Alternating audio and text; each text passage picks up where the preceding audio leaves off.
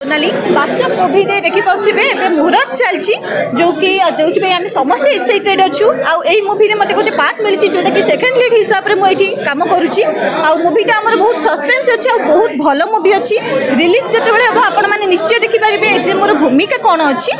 आउ हां मु आगोर गोटे टेली मूवी करिथिली एटा मोर फर्स्ट मूवी जोटा कि थिएटर रे रिलीज होची तो सेठी पे मु बहुत बेसी एक्साइटेड अछि आउ आशा करिबे आपण माने बहुत सारा भल पाइबा देबे मोर ये सेकेंड लीड अच्छी जोटा कि सस्पेंस रोचे एबे तो कहीदेले ठीक हेनी आपण मैंने जिते रिलीज हम निश्चय देखिपारे से मो भूमिका हीरो को पटेबा कथा नुह हाँ से सस्पेंस अच्छी जब मुझे आपको जनईदेवी ताले से राज खोली से आपको जाकि मूवी देखा पड़ो ना ना ना ऑब्वियसली हीरो सहित ही अच्छी आज्ञा